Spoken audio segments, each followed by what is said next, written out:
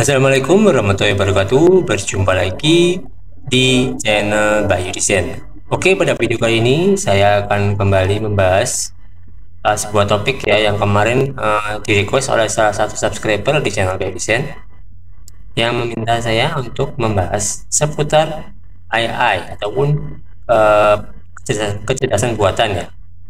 Yang dimana kecerdasan buatan ini bagaimanakah ya ataupun penggunaannya ataupun penerapannya ke dalam sebuah kontes desain logo ya ataupun kontes desain. Nah, di sini saya akan jelaskan bagaimana peluang, tantangan, dan etikanya juga teman-teman ya. Nah, sekarang kita akan coba bahas ya ke slide berikutnya. Jadi teman-teman simak baik-baik ya supaya teman-teman tidak gagal paham dengan materi-materi yang saya bahas di video kali ini. Oke. Nah, kemudian di sini teman-teman ya.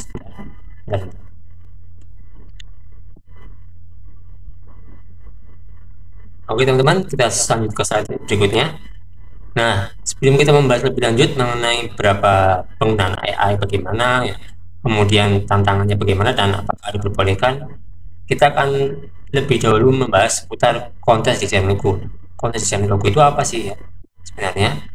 Kemudian pengaruhnya apa dalam perkembangan teknologi AI dalam desain grafis? Kemudian yang kedua kita akan membahas tentang penggunaan AI, Midjourney, Canva, dan sebagainya. Nah, kontes desain logo itu apa teman-teman? Nah, kalau teman-teman yang biasa ngontes ya ataupun biasa mengikuti kontes desain logo, pasti sudah tidak asing lagi dalam istilah ini ya. Kontes desain logo adalah sebuah kontes ya ataupun sayembara yang diselenggarakan oleh sebuah perusahaan ya ataupun sebuah platform di sebuah khususnya platform online ya yang menyelenggarakan sebuah kontes ya. Tapi kontesnya ini adalah kontes yang berupa karya teman-teman, memamerkan berbagai macam karya yang dikemas ke dalam sebuah karya visual dalam bentuk logo ya, yang hadiahnya nanti akan diserahkan oleh pemenang utama teman-teman ya. Kemudian perkembangan teknologi AI dalam desain grafis. Nah, tentunya akhir-akhir ini kita sangat dibombardir oleh banyaknya penggunaan AI dalam kehidupan sehari-hari ya, baik itu dalam mendesain logo, mendesain grafis, mendesain template, mendesain karya visual, mendesain karya ilustrasi dan lain sebagainya. Karena karya AI ini sudah tidak asing lagi di mata kita ya, khususnya bagi para milenial ataupun kaum Gen Z, mungkin sudah banyak sekali yang mencoba tren penggunaan AI ini ya. Nah, salah satu tren penggunaan AI yang sangat terkenal yaitu ada ya diantaranya DALL-E, kemudian atau ChatGPT ya ataupun OpenAI, kemudian Midjourney, kemudian ada Canva AI. Jadi di Canva itu sekarang juga ada teknologi yang namanya AI ya. Jika teman-teman menggunakan Canva, maka nanti akan muncul penerapan AI-nya teman-teman ya. Jadi ini AI ini sudah masuk ke dalam berbagai macam lini teman-teman ya, baik di platform, di website, di penggunaan logo ya, kontes dan lain sebagainya. Pokoknya luas lah kalau kita bahas tentang AI ini ya. Lalu bagaimana selanjutnya? Kita coba ya, apa itu AI desain logo? Jadi AI desain logo ini teman-teman harus paham dulu nih ya. Nah, teman-teman harus paham dulu nih ya apa yang dimaksud dengan AI desain logo. Nah, teman-teman nanti harus memilah-milah ya. Ini kita bahasanya tentang AI ya, bukan penggunaan ataupun membuat logo secara manual, itu bukan. Tapi kita akan secara khusus membahas tentang bagaimana penerapan desain AI logo itu ya. Nah, apa itu desain AI logo? Nah, di sini ada penjelasannya. AI desain logo itu adalah AI logo generator ataupun alat berbasis machine learning namanya. Jadi kita mendesain sebuah logo ya yang dibantu dengan teknologi AI ya teman-teman, ataupun teknologi kecerdasan buatan. Nah, di sini teman-teman harus paham nih prosesnya bagaimana mendesain logo menggunakan AI ataupun kecerdasan buatan. Di sini kita bisa tahu nih proses inputnya itu adalah kita memasukkan sebuah prompt ataupun perintah-perintah yang nantinya akan diinterpretasikan, yang kemudian setelah diinterpretasikan ataupun direpresentasikan, maka dia akan berubah menjadi output visual yang tadi kita ketikkan teman-teman ya. Jadi misalkan tadi kan misalkan kita menuliskan prompt ataupun perintah di dalam ChatGPT ataupun OpenAI. Nah, biasanya kan teman-teman menuliskan promptnya apa? Misalkan saya ingin membuat desain logo perusahaan apa namanya, perusahaan minuman dan makanan. Nah, nanti kan teman-teman pasti namanya ini, warnanya ini. Teman-teman nanti di situ ketikkan saja perintahnya. Misalkan perintahnya misalkan ini logonya apa, nama logonya apa, perintahnya apa, warnanya apa, nanti teman-teman akan langsung ditampilkan output visualnya. Nah, output visual ini secara otomatis akan ditampilkan sesuai dengan apa yang kita ketikkan ya di dalam sebuah prompt. Jadi seperti itu teman-teman. Prosesnya cuma mudah banget ya. Ada 3 langkah: input prompt ya, kemudian interpretasi karya yang tadi kita ketikkan, dan kemudian ubah karya itu ubah representasi itu ke dalam sebuah output visual yang diinginkan ya. Jadi prosesnya hanya 3 itu teman-teman. Kemudian contoh toolnya apa? Banyak sekali ya untuk tool penggunaan AI itu. Ada Loka, ada Logomark AI, ada Canva AI, dan ada Taylor Branch. Yang paling sering ChatGPT ya, ataupun OpenAI yang penggunanya sekarang makin gencar, dan sudah banyak desainer ataupun orang-orang yang menggunakan ChatGPT untuk membuatkan teknologi desain logo AI ya. Kemudian selanjutnya kita next.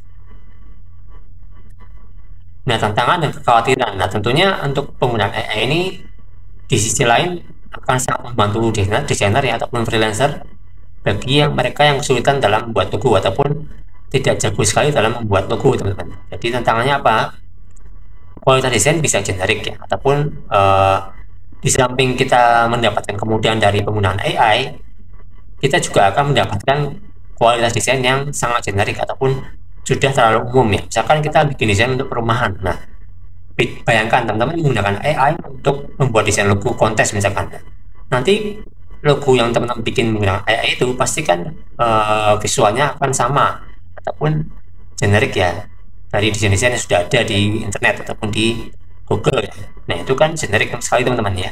Itu kekhawatiran utama. Kemudian yang kedua, isu hak cipta dan kepemilikan. Nah, misalkan bisa saja AI itu desainnya referensi dari desain yang sudah ada ataupun yang sudah ada di Google, kemudian mereka translatekan ataupun mereka terjemahkan ke dalam sebuah visual berbasis AI. Jadi seperti itu teman-teman. Hati-hati ya kalau misalkan teman-teman bikin logo pakai AI, itu harus teman-teman olah terlebih dahulu. Jangan sampai kita bikin logo AI tapi teman-teman upload langsung di kontes, itu jangan ya.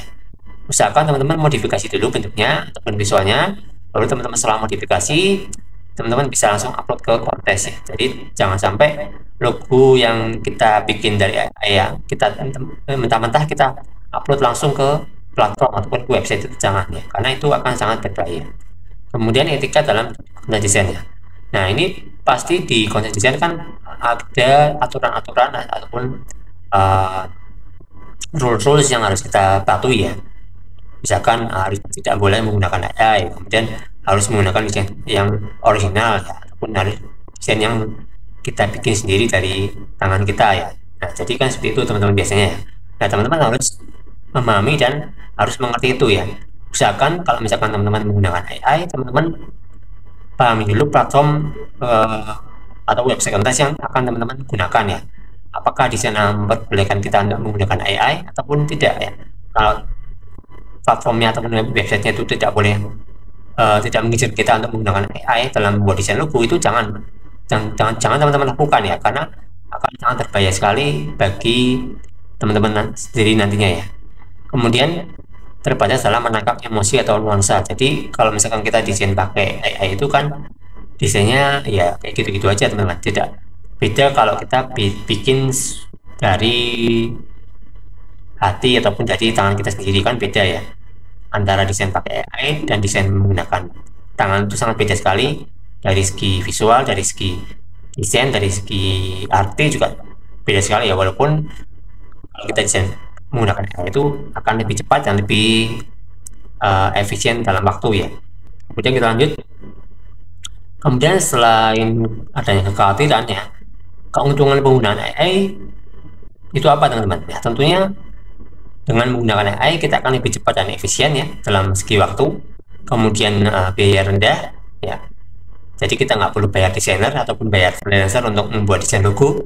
Kemudian memberi inspirasi desain ya. Jadi kalau kita pakai AI itu ada enaknya juga teman-teman ya. Jadi kita ada referensi nih ataupun ada inspirasi desain, bagaimana cara membuat logo yang benar, bagaimana cara membuat logo yang sesuai dengan brief dan lain sebagainya. Kemudian aksesibel untuk siapa saja ya. Jadi AI itu bisa kita terapkan di mana saja. Misalkan kita mau bikin desain logo, kita bisa pakai AI. Misalkan kita mau bikin desain ilustrasi, kita bisa pakai AI, dan misalkan kita mau bikin desain website, kita juga bisa pakai AI, teman-teman ya. Jadi AI itu penggunaannya sangat aksesibel ataupun bisa diakses dari mana saja ya. Kemudian yang kedua, ya ini adalah perspektif dari etika penggunaan AI ya. Apakah adil menggunakan AI dalam proses desain? Ya, kembali lagi kita ke pembahasan ataupun aturan-aturan dalam konteks desain logo ya, ataupun konteks desain. Apakah di konteks desain itu memperbolehkan kita untuk menggunakan AI? Ya, tergantung dari websitenya ataupun tergantung dari platformnya ya. Teman-teman perlu baca-baca terlebih dahulu ya. Kalau misalkan teman-teman mau submit ataupun mau bikin desain logo pakai AI ya untuk tes, itu teman-teman harus usahakan membaca-baca terlebih dahulu aturan-aturan yang ditampilkan ataupun aturan-aturan yang dipakai di konten desainnya. Apakah memperbolehkan atau tidak? Kalau tidak memperbolehkan ya teman-teman jangan menggunakan AI karena sangat bahaya sekali. Bisa-bisa akun teman-teman akan disuspend ataupun di banned ya. Kemudian pentingnya transparansi penggunaan AI ya. Jadi kembali lagi ya, apakah website tadi mengizinkan kita menggunakan AI ataupun tidak, itu tergantung dari websitenya ya. Teman-teman usahakan baca terlebih dahulu rule-nya seperti apa. Jika teman-teman tidak baca-baca ya, teman-teman nanti akan rugi sendiri. Akun teman-teman akan disuspend dan di-ban, dan teman-teman kesempatan untuk ikut kontesnya juga akan kecil sekali ya. Kemudian perlu aturan dari penyelenggara kontesnya. Nah, ini adalah salah satu topik yang sangat krusial sekali teman-teman ya. Perlu aturan dari penyelenggara kontes ya. Kembali lagi, dalam setiap kontes desain ataupun setiap website kontes desain pasti ada aturan-aturan tertentu yang memperbolehkan ataupun tidak memperbolehkan kita untuk menggunakan AI dalam kontes desain logo ya. Jadi teman-teman harus memahami itu. Kemudian strategi bijak penggunaan AI ya. Gunakan AI sebagai alat bantu ya. Jadi teman-teman jangan serta-merta ya, walaupun kita sekarang sudah ada AI ini gampang nih, mudah nih, kita bisa cepat dalam desain logo tanpa mikir, tanpa memerlukan tenaga yang banyak, tanpa biaya.